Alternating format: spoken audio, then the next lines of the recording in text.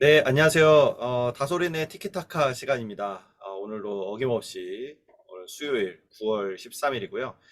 제 소개를 하면 저는 다솔인의 이종범이라고 합니다. 정동원 대표님 소개 부탁드리겠습니다. 네, 안녕하세요. 저는 중국 무역회사 및 온라인 유통업을 담당하고 진행하고 있는 원유 인터내셔널의 정동원입니다. 네, 오늘 나눌 티키타카 주제는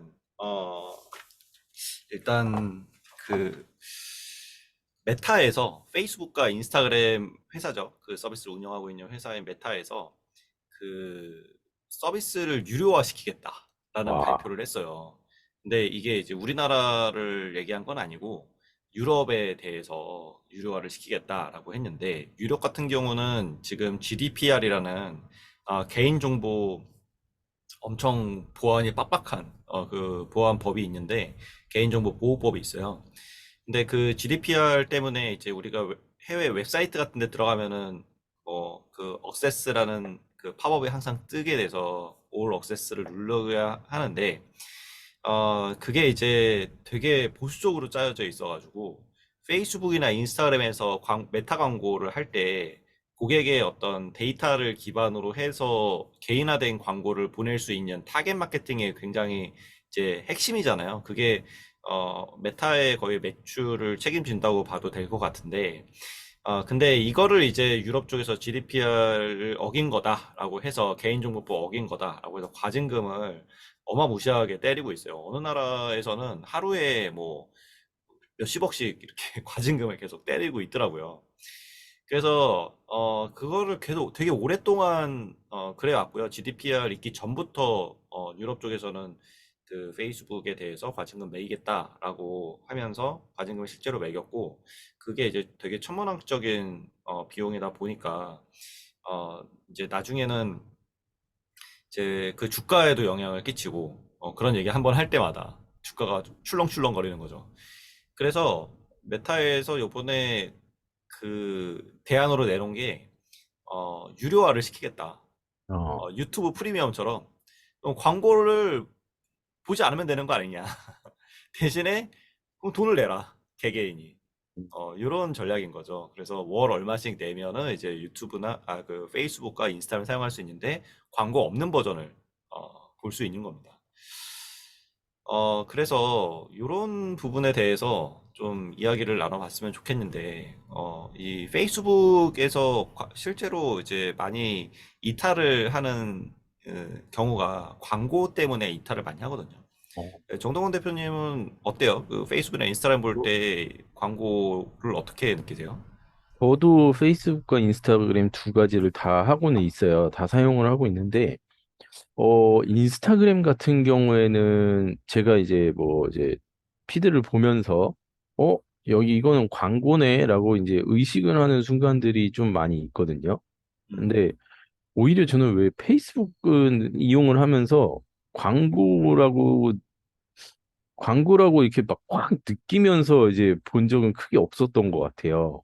음, 그래서 뭐 인스타그램 같은 경우에는 뭐 정말 확 오는 게 느껴졌는데 페이스북은 그런 게 없다 보니까 저는 크게 광고로 인해서 불편함을 느껴본 적은 없기는 하거든요. 아직까지는. 근데 좀 유튜브랑은 좀 다른 것 같아요. 유튜브는 그냥 어떠한 영상을 보고 싶은데 그 영상을 보기 전에 무조건 5초 정도의 그 광고가 들어가잖아요. 그러니까 그쵸. 이게 상당히 거슬리게 되는데 페이스북이나 인스타그램 같은 경우에 그렇게까지 크게 저는 거슬리는 게 없기 때문에 그래서 이게 과연 유료화를 시키면은 오히려 엄청나는 이탈률만 늘어나지 않을까라는 생각이 드는데요.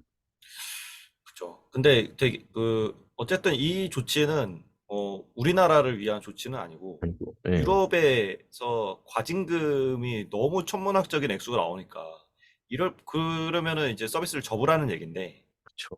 접을 수는 없는 거잖아요. 유료화를 시켜서 어차피 서비스 못 할 거 유료화 시켜서 한 명이라도 돈을 받아낼 수 있으면 받아내자. 이런 생각이 아닌가 싶기도 하고 새로운 수익 모델을 창출할 수 있는 거니까 그 시장을 놓칠 수는 없잖아요. 그렇죠. 그래서 그런 싸움인 것 같아요. 근데 유저의 입장에서 봤을 때는 실은 페이스북에서 광고가 굉장히 많이 나왔죠. 음, 거의 게시물 3개당 하나씩 광고가 나오게 되거든요. 음, 근데 그게 이제 최근에는 인스타그램에 적용이 돼서 인스타그램도 요즘 광고가 굉장히 많아졌죠. 네, 근데 인스타그램 같은 경우는 애초에 그 컨텐츠에 링크가 걸리지 않아요. 그죠? 그래서 사람들이 그거를 광고로 잘 인식을 안 하는 것 같아요. 그 링크가 이런 것도 한번 나중에 논문 주제로 한번 해보면 좋을 것 같은데, 링크가 사람들한테 그 상업적이라고 광고로 느껴지게 하는 요소가 굉장히 큰 것 같아요. 음, 제 현장에서 느낄 때에는. 그래서 블로그나 이런 거는 링크, 블로그가 광고가 많다고 생각하는 이유가 링크 때문이거든요. 음, 그 실제로 알고리즘에서도 아웃링크를 많이 넣으면, 그러면은 저품질이 검색 누락이 돼버려요.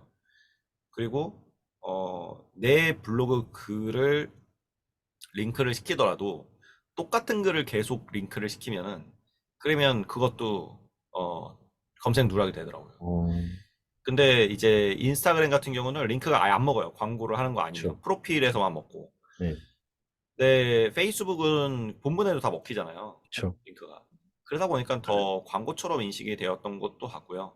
그래서 음, 요즘에는 페이스북의 알고리즘 바뀐 거 아시죠? 요즘 음. 페이스북에 본문에 링크 넣으면 친구들한테 그 컨텐츠가 안 보여져요. 아, 그러면은 이제 댓글을 네, 통해서, 그래서 댓글에다 링크를 넣는 거예요. 댓글에다 아, 링크를 넣으면은 그 오가닉하게 퍼지는데, 본문에다 넣으면 오가닉이 멈춰요. 어, 처음 알았습니다, 지금. 그래요. 네네. 그래서 요즘 보면은 다 댓글에다가 막 링크를 맞아요, 맞아요. 넣잖아요. 네, 그래서 네. 저도 그게 갑자기 페이스북에서 그게 보이더라고요. 그래서 음, 예전에는 다 이제 본문에다 넣고, 뭐 이제 그더 자세한 거는 저쪽으로 가세요라고 보았으면 지금은 또 다 이렇게 보고 있는데 거의 대부분 다 댓글에다가 링크를 맞아요, 넣으시는 맞아요. 게 보이더라고요. 그래서 오늘 처음 알았네요, 진짜. 네, 그 알고리즘이 바뀌었어요. 그냥 어, 그게 이제 그 링크가 너무 이제 상업적으로 보이니까, 그런 거를 또 이제 이런 플랫폼 차원에서는 아웃링크가 많으면은 실은 서비스에서 이탈하는 거잖아요. 그래서 그렇죠. 그런 거 별로 이제 좋게 안 보거든요.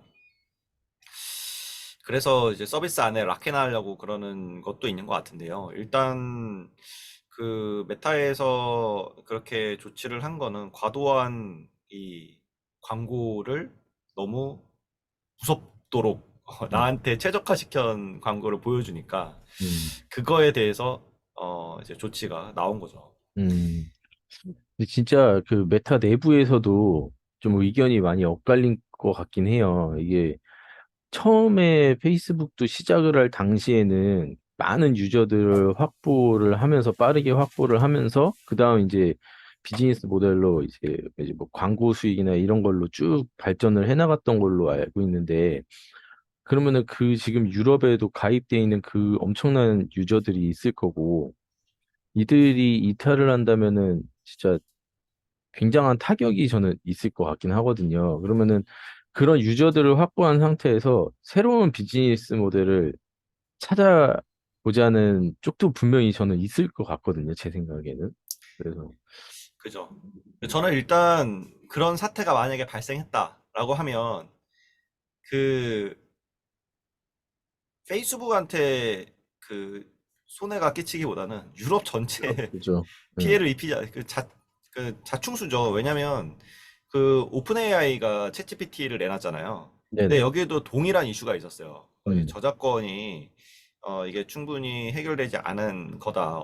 확인이 된 다음에 하겠다라고 해서 이탈리아 같은 경우는 챗GPT를 못 쓰게 막아버렸어요. 국가에서 아예 막아버렸어요.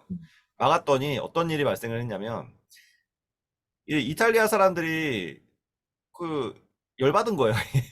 음. 국가에서 그걸 못하게 막아버리니까 전 세계 다 하고 있는데 우리는 트렌드에 떨어지는 거잖아요. 공산주의도 아니고. 거의 근데 뭐 공산주의나 마찬가지죠. 이태리는 약간 파시즘이 있잖아요. 약간 네. 전체주의적인 게 있어서 이 국가에서 그냥 확 해버린 거죠. 근데 그러다 보니까는 이 이탈리아 사람들이 어떻게 했냐면 이 VPN을 통해서 VPN이 있죠. VPN 통해 가지고 다 챗GPT 사용하고 있는 음, 거예요. 오히려 더 많이 사용을 하는 거죠. 음. 그래서 그게 한 달 정도 그렇게 밴을 걸어놨었는데 한 달 후에 이태리 정부에서 풀었어요. 어쩔 수 없이. 어쩔 수 없는 거죠. 네. 진짜. 근데 메타에서 똑같은 현상이 벌어질 수도 있겠네요, 진짜. 그죠. 그런 거를 노릴 수도 있는 거예요. VPN, 진짜 VPN에서. 메타가 엄포를 넣는 거죠. 야, 너희 이제 페이스북 못 써. 인스타그램도 못 써. 음, 쓰려면 저기 유료로 써. 돈 내고 써. 이렇게 음, 하면 사람들이 그거 돈 내고 쓰겠어요? 그죠. 그러면 어떻게 하겠어요? VPN VPN 쓰겠죠, 또. 써있죠. 그죠? VPN 써있죠. VPN 써서 다른 나라를 통해서, 멕시코를 통해서 간다든지, 뭐 음, 미국을 통해서 간다든지, 이렇게 하겠죠.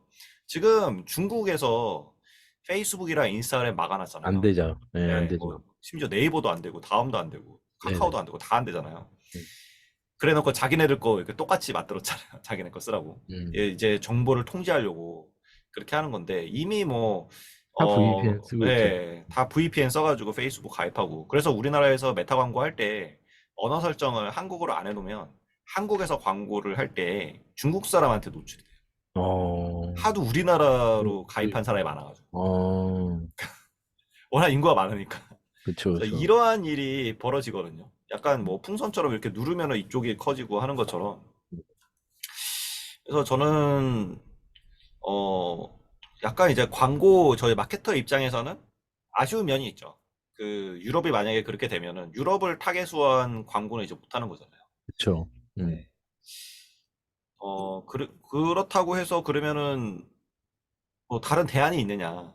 유럽의 입장은 개인정보를 보호하겠다는 그런 것도 있기는 하지만 또 광고를 하지 말라는 얘기예요. 한마디로. 음, 어, 그냥 TV 광고하고 신문 광고하고 그냥 불특정 다수한테 그냥 광고해라. 광고 효율성을 떨어뜨리는 거죠. 그쵸. 특정 고객한테는 타겟팅 광고는 하지 말아라. 이 얘기나 마찬가지니까. 네. 그럼 그 범위를 어느 정도 좀 이제 정해줘야 되는데 허용 가능한 범위를 정해줘야 되는데 너무 이런 게 이제 발달하다 보니까 아무것도 못하게 음, 아무것도 못하게 내 뭐 남잔지 여잔지 이런 것도 알면 안 되고 이런 것도 이제 개인 정보인 거니까 그쵸. 잘 모르겠어요. 저는 그게 맞는 건가? 결국에는 진짜 방금 말씀하신 것처럼 어쨌든 사람들은 그 서비스를 이용하기 위한 또 다른 편법을 찾을 거예요. 분명히 최적화된 편법을 찾을 거고, 저희도 마찬가지로 중국 무역, 저는 이제 중국 사무소가 있는데, 중국 이유란 지역에, 거기서 이제 그쪽 사무실 이제 대표를 맡아주신 분이 이제 똑같이 한국의 블로그나 페이스북이나 이제 또 그 방금 말씀하신 인스타그램 이런 걸 다 하고 계세요. 근데 중국에 음, 계시잖아요. 네네. 원래는 차단돼야 되는데 마찬가지로 똑같습니다. 그냥 VPN으로 다 사용 잘하고 계시거든요. 예, 음. 예, 그런 것처럼 뭐 이게 막는다 하더라도 결국에 사람들은 또 다른 그런 편법을 찾게 될 거고 그거를 아마 그 그거를 막을 수는 없는 것 같아요. 확실히 이게 뭐 그죠. 이제는 하나의 국가가 개인이 받아들이는 정보를 통제한다? 이거는 이제 어느 정도는 말도 안 되는 일이 돼버린 것 같아서. 음, 예전에는 페이스북에서 좀 너무 심하게 정보를 수집하긴 했어요. 그 음, 페이스북 검색창에서 전화번호 입력하잖아요. 그럼 그 사람 네네. 나왔어요. 옛날에. 몰랐죠? 맞아요, 맞아요. 안 왔어요? 그거 어. 기억나요. 예, 예. 그래서 이제 전화번호만 알면은 그 사람 페이스북에 네, 들어가지고 그 맞아요, 사람의 맞아요. 이력을 다 알 수가 있는 거죠. 그랬었어요. 예, 그랬던 시절이 있었지만 지금은 이제 그렇게 되진 안 않죠. 되죠. 예, 예. 맞아요. 근데 페이스북에서 그 마케터의 입장에서는 진짜 좋은 광고 플랫폼이거든요. 고객의 성향에 맞춘 광고를 할 수 있기 때문에 우리가 타겟 고객에 대한 어떤 특징만 명확하게 가지고 있다면, 그것을 다 구현해서 딱 우리가 원하는 고객한테 광고를 보여줄 수 있는 거죠. 음. 근데 이거를 누가 반대했었냐면 그 애플이 반대를 했죠. 그래서 TV 음. 광고에서 자신이 이제 경매장에 올라가 아, 있고 그 광고 아시죠? 그 아시죠, 사람들이 아시죠. 막 뭐 얼마 얼마 해서 이제 그게 내 자신이 경매에 올라갔다. 이게 이제 어떻게 보면은 뭐 맞는 말이긴 해요. 내 어떤 데이터를 내 개인 정보에 대한 데이터를 가지고 비딩을 시키는 거거든요. 기업들이 그 광고를 하게 되면은 비딩을 시켜서 또 높은 가격에 낙찰되는 이게 프로그래밍적으로 그렇게 되는데 근데 그걸 너무 이제 뭐라 그러죠? 이제 광고기 때문에 그것도 이제 과대해서 해석한 자극적으로. 여지가 있긴 한데 그래서 아이폰에서는 그 iOS가 업데이트하면서 이 개인 그 스마트폰 아이폰으로 접속했을 때의 그 데이터를 이 페이스북이나 이런 데 제공을 해주지 않겠다라는 이 동의를 하는 게 있어요. 그래서 그래 그거를 이제 언로를 누르면 그러면 내 정보가 페이스북에 노출이 안 돼요. 음. 그러면 그래서 그때 페이스북 주가가 또 확 떨어졌죠. 그러면은 그거는 아이폰 유저들만 네, 선택할 그런 게 있는 네, 건가요? 네, 음. 네. 그래서 그 분위기가 쭉 이어져서 안드로이드도 그렇게 하겠다라는 얘기가 나왔었어요. 구글 쪽에서. 아, 근데 지금 얘가 쏙 들어갔거든요. 쏙 음. 들어갔는데 그 이유가 뭐냐면 그렇게 했더니 광고주 입장에서는 돈을 효율적으로 못 쓰는 거잖아요. 그쵸.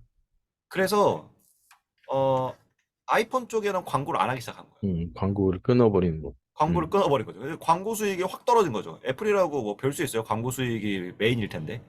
그쵸. 근데 그게 이제 훅 떨어지니까 애플에서 그거를 어느 정도 풀었어요. 또 그것도 웃긴 거죠.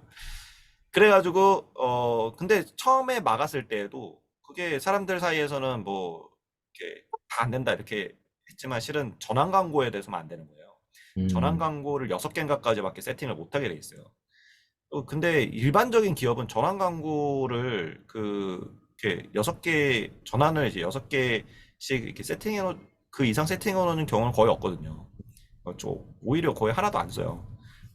그래서 어 이 메타 쪽, 그 애플 쪽에서는 큰 광고주들이 그쪽에다가 돈을 효율적으로 썼었는데 갑자기 효율이 확 떨어지니까 큰 돈일수록 그 체감 효과가 더 클 거잖아요. 그죠. 그쵸. 예.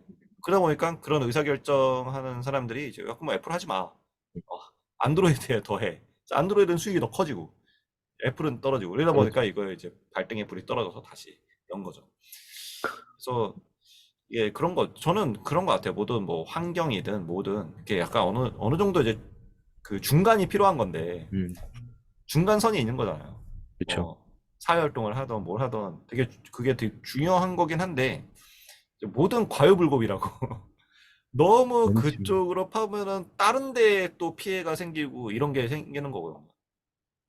지금 뭐 개인정보를 보호하겠다라는 거를 끝까지 막 파고 들어가다 보니까 그러면은 기업의 광고주들이 광고의 효율이 떨어지면서 광고 비용이 올라가면 결국에 제품과 서비스의 가격이 원가에 부담이 되면서 올라가잖아요. 그쵸. 결국 그게 고객한테 다 전가가 되는 거예요, 그 비용이.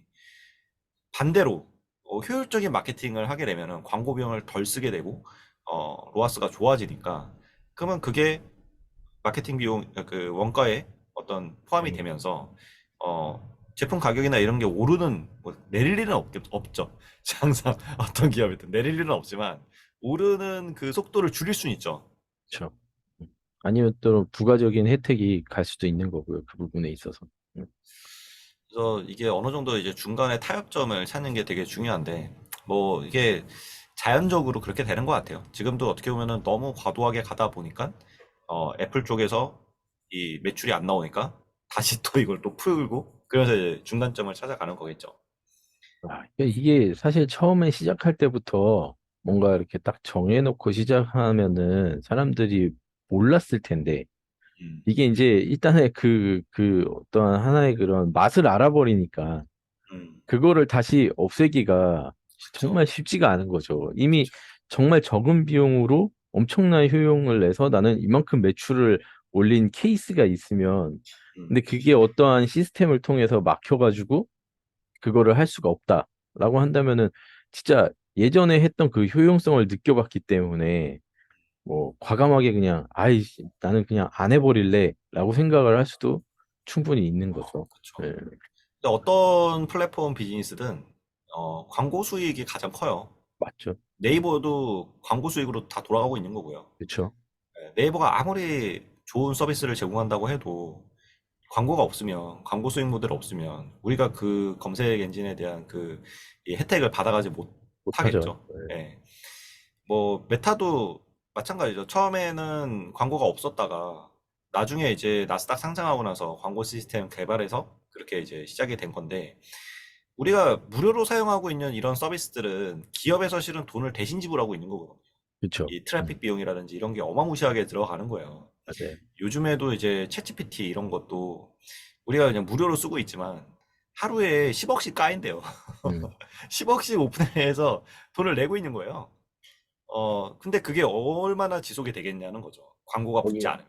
그쵸. 네, 거기도 어쨌든 수익 모델을 찾긴 찾아야 될 거고, 그렇죠. 수많은 유저들을 보유한 상태에서 가장 좋은 방법은 네. 광고 효과라는 게 있으니까. 그러니까 GPT를 유료화 시켜서 유료 버전 20달러를 받는데 그걸로는 택도 없는 거죠. 그쵸. 그러니까 이 유료 버전으로 바꾼다는 거는 그 근본적인 해결책이 아니에요. 광고를 받아야 회사가 생존할 수 있습니다. 결국에는 어떠한 그런 플랫폼이든 아니면 커뮤니티든 확실히 광고가 있어야 어떠한 비즈니스 모델이 정착되는 건 맞는 것 같고요. 그, 뭐 네이버 카페도 예를 들어 네이버 카페 같은 경우도 회원 수가 많아지고 이러다 보면 자연스럽게 배너 광고를 또 진행을 하잖아요. 그리고 그렇죠. 지금 또 엄청나게 유명한 스타트업인 또 당근마켓 같은 경우도 당근마켓도 사실 그쪽에서 그 중고거래만 딱 놓고 보면은 당근마켓에서 가져가는 돈이 1도 없어요. 음, 네. 우리가 뭐 중고거래 수수료를 당근마켓에 지불하는 것도 아니고 그죠. 근데 이제 당근마켓에 그런 유저가 지금 뭐 거의 뭐 한 3천만 명 정도 된다고 하는데 음, 그러다 보니까 당근마켓도 이제 지역별 그런 상점들 그런 음, 지역 상점 당근 비즈니스라 그래서 이제 광고 수익 모델을 넣기 그렇죠. 시작했고 그걸로 이제 지금 비즈니스 모델을 찾아서 수익을 내고 있는 건데 정말 그 광고라는 게 어쩔 수 없는 그런 수익 모델을 위해서라면 어쩔 수 없는 거고 그 광고를 효율적으로 돌리기 위해서라면 또 어느 정도의 그 회원 가입할 때 이제 저희가 넣잖아요. 그 네네. 정보를 이용하는 것도 불가피한 것 같아요. 그러면 지금 말씀하신 것처럼 그런 선을 찾아서 그 선을 좀 지키는 게 중요한 건데 그래도 온라인 마케팅이란 게 그래도 이제는 꽤 좀 역사가 좀 이제는 좀 깊어졌잖아요. 예전처럼 막 이렇게 중구난방으로 하는 건 아니고. 근데 하지만 그 속에서도 굉장히 빠르게 계속 새로운 어떤 그런 유형의 서비스들이 나오고 있다 보니까 이게 참 정립이 어렵게 되는 것 같은데 결국에는 뭐 지금 이번에 그런 유럽이나 이런 뭐 아니면은 애플의 사례에서 결국에는 이게 어느 정도의 선을 이게 마련을 하고 가야 되지 않을까라는 생각도 들긴 하는 것 같아요. 그게 이제 자연적으로 형성이 되겠죠. 음, 근데 이 광고는 피할 수 없는 것 같아요. 그 맞아요. 고객의 입장에서는 이제 광고가 보이는 게 귀찮지만 네, 그 실은 그 서비스를 운영하는 사람 입장에서는 환장하는 거죠. 왜냐하면 그렇죠. 그 사람들이 와서 뭔가를 볼 때마다 그 사람은 공짜로 보지만 기업에서 돈을 내고 있는 거거든요. 그렇죠. 네. 근데 그 사람들이 야, 너희 광고도 하지 마. 라고 하면 나 너희 서비스 이용 안 할 거야. 나가버리는 거는 어, 그건 서비스에 대한 이해가 없어서 그런 당연히 거죠. 그런 걸 수도 있고 그런 거겠지만 그 내가 사용하는데 불편하니까 또 다른 대체제가 있으니까 글로 떠나가는 거겠지만은 근데 기업이 결국에 대체해서 간 곳도 잘 되면 결국에 광고 붙어요. 맞아요. 예. 그래서 그래야 생존을 하니까. 음, 근데 이제 마케터의 입장에서는 이걸 어떻게 좀 잘 활용을 할까? 그래서 플랫폼에서는 광고이지만 광고스럽지 않은 걸 아는, 보여줘라고 그렇죠. 계속 요구를 하면서 이 메타 같은 경우는 이제 관련성 점수 같은 게 있어요. 음, 그래서 이 사람들이 좋아하는 그런 컨텐츠를 판단하는 기준들이 있는데 뭐 좋아요를 많이 받는다든지 뭐 이런 인게이지가 좋으면 그러면 비딩 단가가 낮더라도 채택을 해줘요. 그래서 관련성 점수가 높으면 사람들이 좋아한다고 판단이 되면 그러면 이거는 어 이제 사람들한테 많이 보여줘도 되는 거니까 음, 더 많이 노출시켜 주는 기회를 주는 거죠. 음, 그러면은 이제 광고가 나오더라도 사람들이 한테 어떤 거부감을 주는 광고가 아니라 좀 자연스럽게 컨텐츠로서 음, 볼 수 있는 음, 그런 정보 제공에 대한 광고가 될 수 있으니까 거부감이 좀 낮아지면 이탈률도 낮아지지 않을까. 그런 생각에서 하고 있는 거고 마케터들도 그렇게 이제 플랫폼에서 유도를 하니까 어떻게 하면은 고객이 좀 더 고객한테 좀 더 좋은 정보를 제공해 주면서 광고를 할 수 있을까? 그냥 막무가내로 사세요. 이제 이거 아니, 안 해서는 되죠. 광고 단가 높아지니까 어, 자연스럽게 그렇게 하면 안 되는 거를 이제 알게 되는 거예요. 그래서 저는 이런 방향으로 계속 가는 게 맞지 않는가. 어, 뭐 고객들을 교육을 시킬 수는 없죠. 너희들이 들어올 때마다 돈을 기업에서 내고 있어. 뭐 이런 거를 교육시킬 수는 없겠지만, 그게 최선의 타협점이 아닐까 싶어요. 그래서 어떻게 하면은 고객의 거부감이 덜한 광고를 만들 건가? 아니면 고객이 좋아하는 광고를 만들 건가? 이런 방향으로 가야 하지 않을까요? 그러니까 결국에는 예전 같은 경우에는 정보의 비대칭 시대였기 때문에 그냥 고객 입장에서는 뭐 TV나 라디오나 이런 매개 미디어를 통해서 그냥 광고를 일방적으로 접하는 관계였다면은 지금은 이제 뭐 이런 SNS 사회망이 엄청나게 퍼지다 보니까 커뮤니티도 많이 생성이 되어 있고 이러다 보니까 그 정보에 어떻게 보면 그 정보의 비대칭이 깨져버렸잖아요. 네. 그래서 아까 전에 그 잠깐 보여주셨던 화면에도 고객에게 진심으로 다가가라 뭐 이제 이런 말이 있었던 것 같은데 광고도 저는 이제 마찬가지인 것 같아요. 고객한테 거짓 좀 과대적인 광고를 하고 그런 방금 말한 것처럼 고객이 느꼈을 때 약간 거부감이 들 수 있는 광고를 하게 되면 그게 고객은 분명히 또 다른 그거를 사용해 본 사람이 입장에서 또 정보를 얼마든지 받아들일 수가 있기 때문에 쉽게 그 비대칭됐던 정보가 깨져버리거든. 그 불균형이었던 정보가 깨져버리기 때문에 굉장히 심한 거부감을 느낄 수 있는데 방금 말씀하신 것처럼 어떠한 진짜 사실적인 정보를 전달한다든지 아니면 정말 뭐 정말 유익한 또 재미나 이런 걸로 접근한다든지 그러면은 사실상 고객도 봤을 때 이게 하나의 컨텐츠지만 좀 재밌고 유익한 컨텐츠라고 받아들여지게 되면은 그런 광고에 대한 거부감은 확 줄어들 거라고 생각을 하거든요. 그래서 그런 쪽으로도 한번 좀 많이 바뀌어야 되지 않을까 생각을 해요. 근데 원래 마케팅이라는 게 상대방을 설득하고 유혹하는 거거든요. 그쵸. 그러면 그런 스토리텔링이 당연히 들어가야 되는 거고, 사람들의 어떤 마음의 허들을 낮춰줄 그런 카피라이트나 이런 게 들어가야 되는 건데, 모두가 전문가는 아니니까, 그쵸. 이제 그거를 그냥 대놓고 빨리 사세요. 지금 사세요. 이렇게 얘기하는 경우들이 많고, 콜택션을 이제 인게이지 없는 상태에서 하면은 거부감이 생길 수밖에 없죠. 네네. 근데 그거를 이제 그 시스템적으로 그렇게 막은 거죠. 그게 이제 지속이 되면은, 이게 광고 단가가 이렇게 하면 비싸지는구나. ROI가 안 나오네. 로아스 안 나오네. 그러면은 컨텐츠를 바꿔보자. 이런 식으로 되는 거거든요.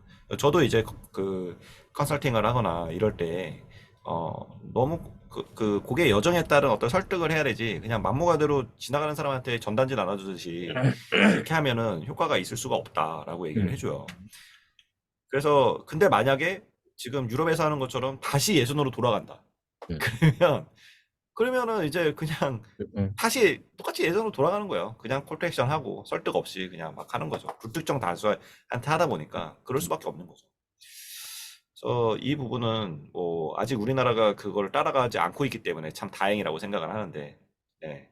지금 뭐 분위기가 어쨌든 그런 분위기로 가고 있는 거잖아요. 선진국의 어떤 의식 이런 걸 따라가고 있는 상황이다 보니까 마케터 입장에서는 여러 가지 좀 고민이 드는 그런 이슈이기도 합니다. 음. 제가 이제 되게 재밌었던 게 제가 한 1년 전쯤이었을 거예요. 1년 전쯤에 우연치 않게 이제 지인을 만나러 갔다가 그 지인 소개로 화장품 신생 브랜드를 총괄하시는 분을 만나게 된 거죠. 근데 이제 음, 저도 이제 잘 아시겠지만 우리 같이 또 이제 화장품 브랜드를 하나 창업을 한 적이 있었고 또 그쪽의 업계에서도 계속 이제 들리는 이야기에 대해서 관심이 있다 보니까 어떻게 만나서 이제 얘기를 하게 된 거죠. 그래서 완전 초창기 신생 브랜드인데 그분이 어디 계셨었냐면은 그 예전에 광고로 스킨푸드라고 그 뭐였죠? 되게 유명한 카피가 먹지 마세요. 피부에 양보하세요. 라는 그런 그거 유명하죠. 네, 네. 그 멘트로 엄청 잘 나왔던 이제 스킨푸드 그 회사에 계셨던 분이더라고요. 근데 그 회사에 그냥 이제 일반 그 실무진으로 계시다가 이제 이쪽으로 오시면서 총괄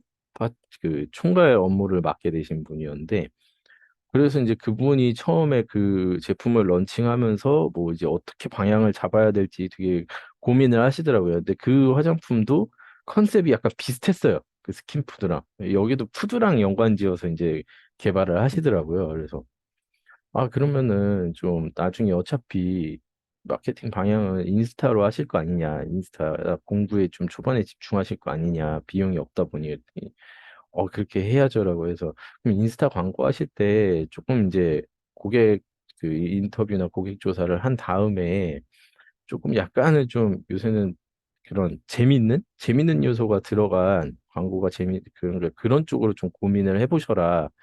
그랬는데 이제 얼마 안 있다가 인스타에 하나둘씩 이제 그쪽 광고가 올라오기 시작한 거죠. 근데 저는 좀 너무 아쉬웠던 게 한 15초에서 20초, 30초짜리 영상을 만들어서 이제 꾸준히 올리고는 계시는데 그 영상 자체가 정말 한 90년대에 나왔던 TV CF, 화장품 TV CF처럼 그냥 이렇게 테이블 위에 제품 올려놓고 옆에 커튼이 바람이 살랑살랑 불면서 약간 그런 정적인 분위기와 왜 그 제품만 그냥 중심적으로 쭉 찍어 아무 뭐 의미 없이 찍어 놓은 그런 거 있잖아요. 음, 그런 영상만 계속 올리시더라고요. 그래서 음, 그리고 강조하는 것은 우리는 비건 화장품이다.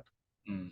딱 그것만 계속해서 강조를 하더라고요. 그래서 아, 그러면 고객 입장에서 생각했을 때, 아, 그럼 저게 과연 대기업 광고랑 무슨 차이가 있고, 또 고객이 원하는 그런 또 어때, 약간은 이제 브랜드가 프리미엄화돼 있으면은 이제 비싼 돈 때문에 약간 직장 여성들이 타겟일 수도 있는 거고, 그다음에 이 제품 같은 경우는 또 브랜드가 약간 잡혀 있지도 않은데 또 가격은 약간 비싸더라고요.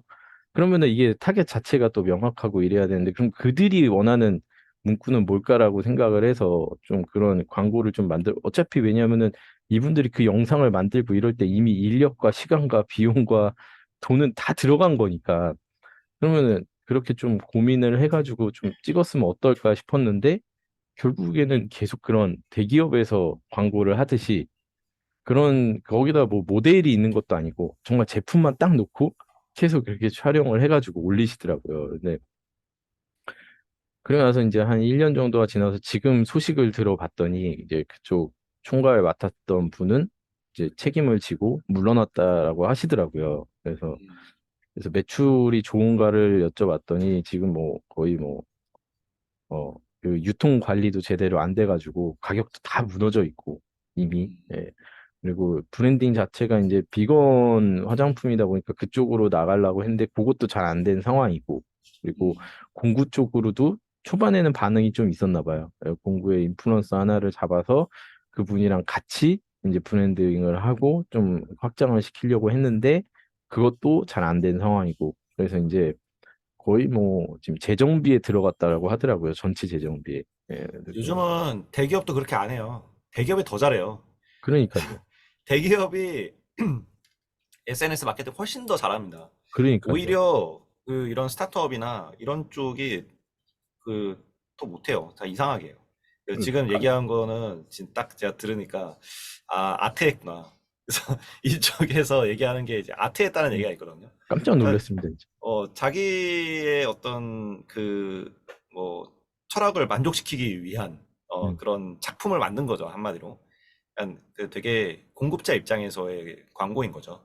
네, 그래서 고객을 고려해야 되는데 인스타그램에 했으면 인스타그램에 했다는 얘기는 이제 여성을 타겟으로 한 거고 음, 좀 젊은 여성을 타겟으로 했다는 건데 그러면 이제 그들의 감성에 맞게 비건이면 뭔가 이제 가치 소비 이런 쪽에 포커싱에 맞춰져 있는 거기 때문에 이제 그런 쪽에 어떤 캠페인을 진행을 하던가 아니면은 그런 뭐 컬러를 사용하던가 뭔가 그쪽으로 그 요즘 비건을 좋아하는 20대들이 사이에서 유행하는 뭐 밈이라든가 이런 것들을 활용했어야 했는데 그냥 자기가 만들고 싶은 거 만든 거예요, 그거는. 맞아요. 이거 좀 아쉽더라고요. 그래서 제가 계속 그때 초창기에 계속 말씀을 드렸던 게 그 좀 고객이랑 인터뷰를 좀 해봐라. 그래서 빠르게 진짜 돈 안 아까우시면은 한 40개에서 50개 한번 뿌려보고 그분들을 꼭 만나서 한번 얘기를 들어봐라. 어떤지. 그 안에서 마케팅 포인트는 분명히 나올 것이다라고 말씀을 드렸었는데 결국에 뭐 제가 그래도 1년여간 봤던 영상이 한 2, 30개 되는 것 같아요. 2, 30개 되는 것 같은데 그 2, 30개가 다 똑같더라고요. 그러니까 전부 다 돈도 똑같아요. 많이 줬을 거예요, 그런 거 찍으려면. 그러니까요. 와, 그래서 근데 결국에는 이게 좀 실패해가지고 음. 책임지고 나가셨다는 얘기가 들리더라고요. 그래서 아쉬운데 저는 진짜로 최근에 봤던 것 중에 또 재밌었던 게 그런 광고가 이제 앞으로 그런 좀 재밌게 흘러가야 된다라고 생각을 했을 때, 왜 저는 이제 이종범 대표님 마케팅 강의에서 나오는 그 빙그레우스 음. 강의, 저는 그게 참 인상적이었어요. 사실 정말 그게 어떻게 보면 광고스럽기도 한데, 사실상 또 넉넉히 보고 있으면은 광고가 아니라 하나의 어떤 잘 꽁트처럼 짜여진 또 이런 컨텐츠인 거고, 이게 아, 보더라도 그거는 좀 다른 개념이긴 한데, 이제 세계관을 만드는 거죠. 그쵸, 꽁트는 아니고. 그쵸. 그 예. 세계관을 그런 구축을 세계관. 해서 그 세계관이 되게 유치하더라도 사람들이 그 안에 뛰어들 수 있게 만들어 줘야 되는 거예요. 그러면 이제 그쵸, 팬층이 생기기 때문에 근데 되게 어려운 작업이죠, 그거. 그쵸. 굉장히 특이한 케이스고, 빙그레이기 때문에 실은 할 수 할 있는, 수 있는 거고, 빙그레는 대기업이기 때문에, 자본이. 그런 리소스가 있어서 할 수 있는 건데, 근데 그런 거 할 때, 저도 이제 그 작업을 예전에 그 호텔 총괄 할 때 한번 해본 적이 있었는데, 인력이 되게 많이 들어가요. 카피라이터도 들어가야 되고, 세계관 기획하는 사람도 있어야 되고, 음, 그리고 뭐, 크리에이티브 디렉터도 있어야 되고, 그래서 애니메이션 만들 거면 애니메이션 만들 사람도 있어야 되고, 뭐, 여러 이제 마케터도 당연히 있어야 되고, 그래서 이런 사람들이 모여서 같이 작업을 해야 되는 건데, 이제, 이제, 로아스를 따졌을 때는 실은 그렇게 잘 나올 수 있을지 모르겠어요. 실은 그거는 뭐 마케팅보다는 브랜딩 쪽에 훨씬 가까운 그런 캠페인이겠죠. 하지만 그 형식이라든지 고객을 인스타그램에 맞는 그 20대 여성들이 좋아할 만한 또 그 왕자님 그리고 순정 만화 스타일의 이제 만화 캐릭터를 등장시켰다. 이거는 마케팅 쪽으로는 굉장히 스마트한 거죠. 그렇게 타겟층에 맞춘 그리고 타겟을 고려한 그들이 공감할 만한 컨텐츠를 제공했다는 것만으로도 대단한 거죠.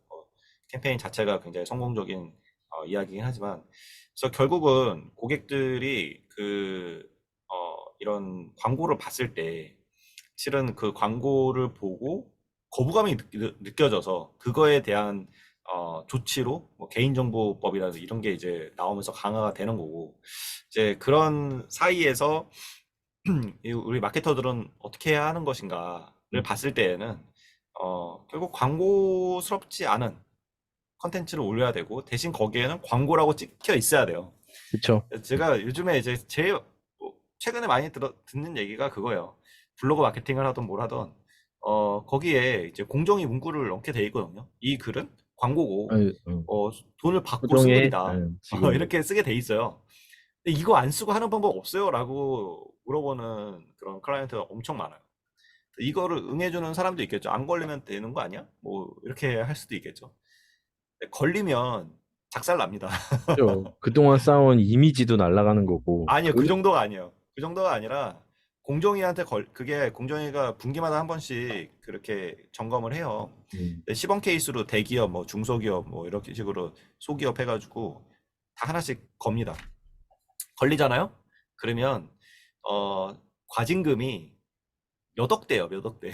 음, 내가 광고비로 300만 원 지출했어도 몇 억을 지불해야 돼요. 근데 음, 그게 광고주도 지불해야 되고 중간에 대행사도 지불해야 되고 거기 아, 참여했던 블로그도 아마 요즘에는 지불해야 되는 걸로 알고 있어요. 처음에는 이제 음, 광고주만 지불했었는데. 그래서 이거는 일단 법적으로도 하시면 안 되는 거고 그리고 실제 논문이나 이런 데에서도 광고라고 표기한 후에 광고를 한 게 더 신뢰를 한다라는 음, 것도 있어요. 광고인 거는 광고라고 솔직하게 얘기해야 돼요.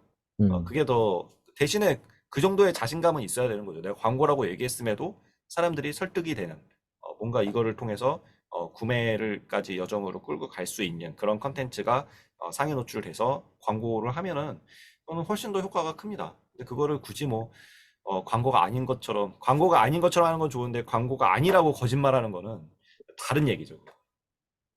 그렇죠. 그러면은 예를 들어 그런 블로그는 다른 블로그한테 소정의 원고료를 전달을 하면서 진행을 했을 때 그 광고로서의 그 어떠한 역할을 하는 거잖아요. 네네. 그러면은 내 블로그에 내가 광고처럼 쓰는 거는 전혀 상관이 없는 거잖아요. 그렇죠? 그거는 약간 차이가 있겠죠. 음. 기업 블로그에다가 기업 제품을 홍보하는 거는 상관없죠. 그거는 이제 뭐 광고라고 그 표시를 해줘야 되는 건 아니잖아요. 그죠? 그쵸. 그리고 뭐 내 블로그에다가 내가 쓰는 거는 뭐 내가 돈을 받는 건 아니니까 아니니까. 그죠? 그런 거는 상관없죠. 예. 정보 공유 차원이죠. 지금 이것도 마찬가지죠. 다소린이라는 채널에서 우리가 얘기를 하고 있는데 뭐 상품을 팔고 있진 않지만 그쵸, 그쵸. 이게 결국은 뭐 여기에다 광고라 붙이지 않잖아요. 그쵸, 어, 그쵸. 예. 하긴, 저희가 이걸 해서 뭐 돈을 받는 것도 아니고 그쵸. 음. 그런 건 괜찮지만 이제 누군가한테 네, 의뢰를 해서 지급을 돈을 하고, 지급을 받고 뭐 음, 돈을 지급해서 하는 그런 케이스에는 공정위 문구를 꼭 다셔야 됩니다. 유튜브도 마찬가지고 유튜브 뭐 뒷광고 논란 뭐 이런 거 있었잖아요. 맞아요. 그것도 광고인데 광고라고 밝히지 않아서 나온 이슈거든요. 그게 그러면은 예전에 오래전부터 일단 법으로 아예 그렇게 돼 있던 부분인 거죠. 오래전부터 돼 있던 건 아니고요. 이게 예전에 이제 블로그 중에 이 베비로즈 사건이라는 게 터진 적이 있어요. 네네네. 기억나실지 모르겠는데, 블로거, 파워블로거라는 개념이 있었죠, 그때는. 그 네네. 파워블로거들이 영향력이 엄청 컸어요. 그냥 걸어다니는 중소기업이었는데, 어, 이제 뭐 1년 뭐 그 매출만 뭐 몇백억이 되는 그 정도 공동구매 같은 거를 해서 하는 거였는데, 이제 베비로즈라는 블로거 분이 그 공동구매를 했는데 오존으로 과일 씻는 거 있잖아요. 네네네. 요거를 판매를 했는데 그게 오존이 기준치 이상으로 나온 거예요. 그러면 이제 임산부나 이런 분들은 위험하거든요. 그쵸. 그래서 그게 이제 주부 블로거다 보니까 주부들이 많이 보다 보니까 그게 문제 제기가 됐고, 실은 이제 그 기업의 문제죠. 기업이 그걸 잘못 만든 거죠. 근데 음. 그거를 계속 이제 공동구매를 해서 판매를 그 베비로즈가 실은 제가 볼 때는 책임은 없다고 봐요. 왜냐면 연예인들도 광고하고 그 제품에 문제가 생기면 연예인이 책임지진 않잖아요. 그쵸. 그런 개념인데 그때는 이제 블로거가 너무 돈을 많이 번다. 니네가 뭔데 돈을 그렇게 많이 버냐. 이런 약간 시기심도 있었던 것 같고요. 근데 음. 또 이제 법적으로는 뭐가 문제였냐면, 프리랜서로 돈을 벌면 그 뭐 2천만 지금 원인가? 뭐 예, 1,600만 원인가? 그 이상 벌면은 사업자 전환을 하도록 해야 되어 되죠. 있어요. 예. 세금 이제 탈세가 되니까. 네. 근데 이제 주부 블로거 분들은 남편분이 직업이 있을 거잖아요. 근데 그쵸. 여기 사업자를 내버리면은 부양가족에서 이제 아니, 빠지니까 뭐 사대보험 이런 게 또 가입이 안 되고 그러면 또 사대보험 많이 내야 되거든요. 이게 그 지역 가입자가 되면은. 그러다 보니까는 그냥 내가 그냥 난 집에서 소일거리 심심풀이로 블로그를 했는데 블로그가 너무 커진 거죠. 음, 그래서 돈이 막 벌렸는데 뭐 그런 걸 해본 적도 없으시니까는 사업자 등록도 안 하고 그냥 돈을 계속 벌고 있었던 거예요. 근데 그게 다 알고 보니까 탈세였던 거죠. 음, 그래서 탈세로 걸린 거예요. 그래서 음, 추징금을 어마무시하게 받았어요. 그때 유명했던 블로거들이 다 걸렸는데, 근데 그러면서 이제 공정위에서 그러면 블로그에서 광고하고 이런 것들, 카페에서 공동구매, 그 전부터 되게 많았죠. 막 카페에서 공동구매하고 엄청 지금도 많았죠. 많잖아요. 다 이것도 공정 문구 넣어야 된다. 광고는 광고라고 표기해야 된다. 이거를 그때부터 시작을 한 거예요. 음, 그게 이제 2000한 6년? 뭐 음, 음, 이때쯤이었던 것 같아요. 제 기억으로는 음, 2004년, 6년. 그때 이후로 공정위 문구가 되게 중요해졌고요. 지금은 보편적으로 다 통용이 되고 유튜브 같은 경우는 실은 블로그에서 있었던 일이 똑같이 재현된 거라고 봐요. 음. 유튜버들이 또 블로거가 돈 번 거는 뭐 조족지혈이에요. 세 발의 피입니다. 그죠. 유튜브는, 유튜버는 그거에 뭐 몇십 배를 버니까 그쵸. 뭐 3분짜리 영상 하나 만들고 7천만 원, 8천만 원 받잖아요. 블로거는 아무리 돈 많이 받아도 컨텐츠 하나에 30만 원이에요. 음, 예. 근데 그거를 뭐 몇천만 원씩 이렇게 받는 그런 유튜버들이 있는데, 그러다 보니까 이제 PPL 같은 것도 많이 들어오고, 저는 좀 유튜버 쪽은 좀 심하다고 생각을 하는 것 중에 하나가, 얘네는 이분들은 물건을 주면, 그러면은 광고를 하자. 그래서 물건을 그럼 보내래요. 보내잖아요. 그러면은 광고를 해줘야 될 거 아니에요. 네. 자기네들이 보고, 마음에 드는 것만 해준다는 거죠. 음, 간택이 돼야 되는 거예요. 음, 뭐 광고를 안 읽고 제품 돌려주던가. 그것도 제품도 안 아니에요. 주고, 예. 그래서 거의 조공식이죠. 음, 계속해서 하나도 얻어 걸려라. 그러다 보니까는 이런 현상이 발생하다 보니까는 이제 뒷광고 논란이 나오게 되면서 거기도 이제 추징금 이런 게 들어간 거죠. 그렇고. 어쨌든 광고를 했으면 광고를 했다고 밝히면서 하면 됩니다. 음. 아무 문제 없어요. 그래서 오늘 뭐 얘기하다 여기까지 왔죠? 메타 메타의 그 제가 유료화. 흥분해서 여기까지 왔는데, 네. 메타 유료화 좀 얘기하다가 광고에 대한 얘기까지 넘어온 것 같아요. 어쨌든 뭐 메타 유료화 되면 우리나라엔 적용되지 않겠지만 유료로 사용하시겠어요? 아, 저는 사용 안 할 것 같습니다. 저는 바로 이탈될 것 같아요. 네.